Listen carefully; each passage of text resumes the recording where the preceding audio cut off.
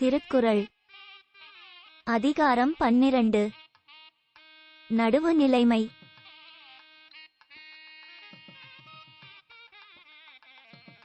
தகுதி எனவொன்று நன்றே பகுதியால் பார்ப்பட்டு ஒழுகப்பெறின்.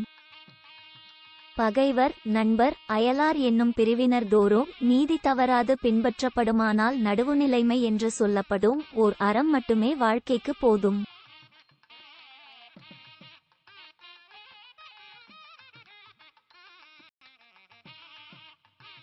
செப்பம் உடையவன் ஆக்கன் சிதைவின்றி எச்சத்திற்கேமாப்பு உடைத்து. நீதியை உடையவனின் செல்வம் அழியாமல் அவன் வழியினர்க்கு பாதுகாப்பாக இருக்கும்.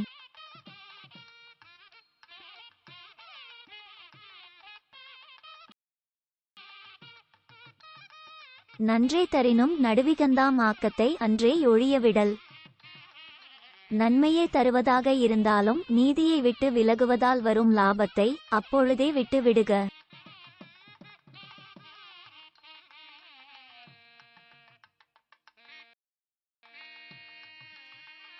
தக்கார் தகவிலர் என்பது அவரவர் எச்சத்தாற் காணப்படும்.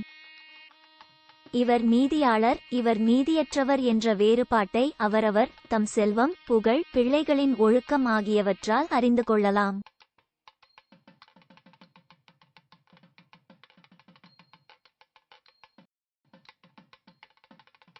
கேடும் பெருக்கமும் இல்லல்ல நெஞ்சத்து கோடாமை சான்றோர் கனி.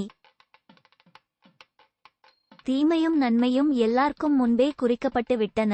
இதை அறிந்த நெஞ்சத்தால் நீதி தவறாது இருப்பது சான்றோர்க்கு அழகாகும்.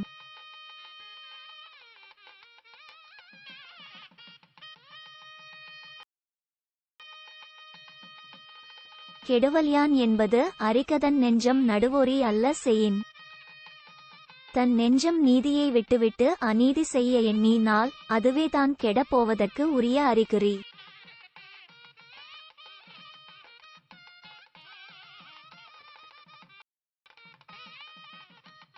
கெடுவாக வையாது உலகம் நடுவாக நன்றிக்கண் தங்கியான் தாழ்வு. நீதி என்னும் அறவாழ்வு வாழ்ந்தும் ஒருவன் வறுமைப்பட்டு போவான் என்றால் அதை வறுமை என்று உயர்ந்தோர் எண்ணவே மாட்டார்.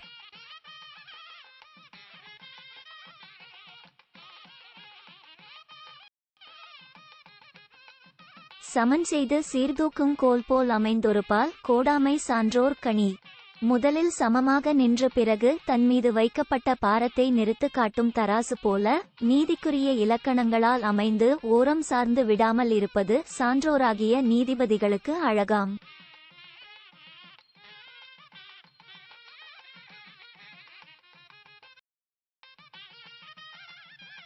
சொற்கோட்டம் இல்லது செப்பம் ஒருதலையா உட்கோட்டம் இன்மை பெறின். மனம் ஓரன் சாராமல் சமமாக நிற்குமானால் சொல்லிலும் அநீதி பிறக்காது அதுவே நீதி.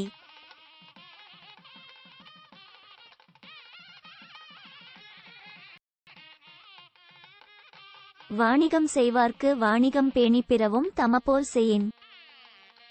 பிறர் பொருளையும் தம் பொருள் போல காத்து வியாபாரம் செய்தால் வியாபாரிகளுக்கு நல்ல வியாபார முறை ஆகும்.